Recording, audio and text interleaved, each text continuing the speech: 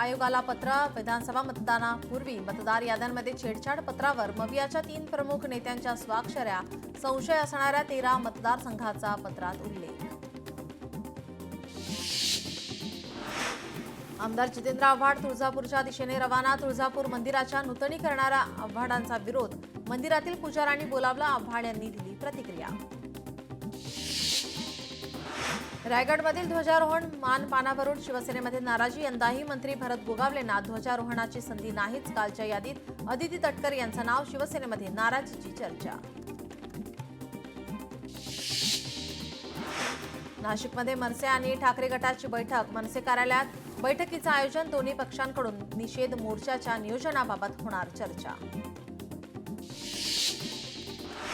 सांगलीत काँग्रेसच्या नगरसेवकांनी धरली भाजपाची वाट. प्रदेशाध्यक्ष रवींद्र चव्हाण यांच्या उपस्थितीमध्ये पार पडला पक्षप्रवेश सोहळा. गणेशोत्सव मंडळांना उद्धव ठाकरे करणार मार्गदर्शन. रंगशारदा सभागृहात आज बैठकीचं आयोजन. कोल्हापूर जिल्हा मतदारसंघाचा आज निकाल. प्रारूप आराखड्याच्या हरकतींचा निकाल आज लागणार. 18 ऑगस्टला अंतिम आराखडा प्रसिद्ध होणार. मुख्यमंत्र्यांकडून अभिनेते किशोर कदमांच्या तक्रारीची दखल. फडणवीसांनी ट्विट करत दिल्या अधिकाऱ्यांना सूचना. सहकार सचिव SRAच्या अधिकाऱ्यांना तक्रार दिल्याची माहिती. धाराशिवमध्ये ठाकरेंच्या आमदारांना महायुतीची ऑफर.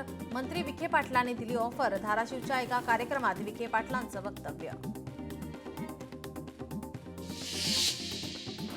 सांगलीच्या वाघवाडी येथे दूध उत्पादक शेतकऱ्यांचा मेळावा पार. भाजपा प्रदेशाध्यक्ष रवींद्र चव्हाणांच्या उपस्थितीमध्ये पार पडलेल्या मेळाव्याला दूध उत्पादक शेतकरी मोठ्या संख्येने सहभागी. अहिल्यानगरमधील पारनेर सहकारी दूध संघावर विखे पाटला गटाची सत्ता. 12 जागांवर विजय तर विरोधी गटाला अवघ्या 3 जागा. आज अंगारकी संकष्ट चतुर्थी. तब्बल 21 वर्षांनंतर श्रावण महिना आणि अंगारकी चतुर्थी असा योग. सिद्धिविनायक मंदिर भाविकांसाठी सज्ज. पुण्यात वाहतूक नियमांचं उल्लंघन करणाऱ्यांची संख्या वाढली. 6.5 वर्षात 98 लाख वाहनधारकांकडून नियमांचे उल्लंघन. 688 कोटी 16 लाख दंड भरलाच नाही. टिटवाळ्याच्या गणपती मंदिरात भक्तांची रीग. अंगारकी चतुर्थी निमित्त भक्तांची मांदियाळी. अमरावती महानगरपालिकेकडून स्वातंत्र्य दिनासाठी जोरदार तयारी. मनपा कार्यालयामध्ये आकर्षक विद्युत रोषणाई करण्यात आली. छत्रपती संभाजीनगरमध्ये एसटी कर्मचाऱ्यांसाठी सोशल मीडिया वापराचे मार्गदर्शक नियम. शासनाच्या धोरणांवर टीका टाळावी याची दक्षता घेण्याचे निर्देश. दादर कबूतरखान्याबाबत 13 ऑगस्टला सुनावणी. 13 ऑगस्टपर्यंत कोणीही माध्यमांशी बोलू नये. जैन महासंघाचे ललित गांधी यांचे आवाहन.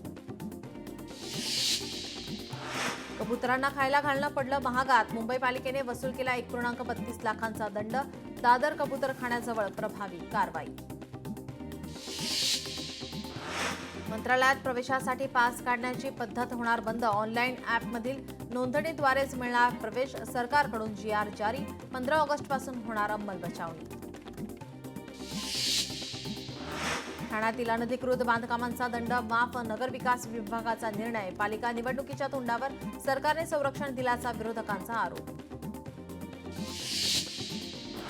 नागपूरच्या अल्पसंख्याक समुदायातील विद्यार्थ्यांना परदेशात उच्च शिक्षणासाठी जाण्याचा मार्ग मोकळा.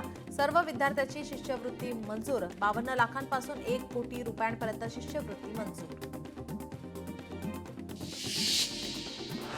अंगारकी चतुर्थी निमित्त पुण्यातील वाहतुकीमध्ये बदल. दगडूशेठ गणपती मंदिरात मोठी गर्दी होत असल्याने वाहतूक पर्यायी मार्गाने वळवण्याचा निर्णय. पुण्यात वाहतूक शाखेतील कर्मचाऱ्यांना सौजन्याचे धडे. येरवड्यामध्ये वाहतूक प्रशिक्षण संस्था उभारणार. नागरिकांबरोबर संवाद, सौजन्यशीलता याबाबतचं प्रशिक्षण देण्यात येणार. नागपूर कोराडी मंदिर दुर्घटना प्रकरण. NMRDAच्या माध्यमातून चौकशीसाठी समिती स्थापन. कंत्राटदाराकडून 19 लाख रुपये वसूल. मंदिराचं द्वार कोसळून 16 मजूर झालेले जखमी. नायर रुग्णालयातील डॉक्टर पायल तडवी आत्महत्या प्रकरण. संबंधित खटल्यातून प्रसिद्ध वकील प्रदीप घरत यांना हटवलं. वकिलांना हटवल्याप्रकरणी हायकोर्टाकडून नाराजी व्यक्त. कोकण रेल्वे रो सेवा कणकवलीतील नांदगाव स्थानकात थांबणार. यावर्षी कोकण रेल्वेच्या 50 गाड्या अधिक सोडणार. कोकण रेल्वेच्या अध्यक्षांकडून माहिती. संत श्रेष्ठ श्री ज्ञानदेवांची 750वी जन्मोत्सव सोहळा होणार साजरा. सोहळ्याला मुख्यमंत्री आणि उपमुख्यमंत्री राहणार उपस्थित. अमरावती विद्यापीठामध्ये तिसऱ्यांदा कॅरी ऑन लागू. सर्व पदवी अभ्यासक्रमांना 2025-2026 या शैक्षणिक वर्षाकरिता विनाअट मिळणार प्रवेश. जायकवाडी धरण 92% भरलं. धरणामध्ये 10% गाळ साठला. पाणी साठवण क्षमता 102 टीएमसी.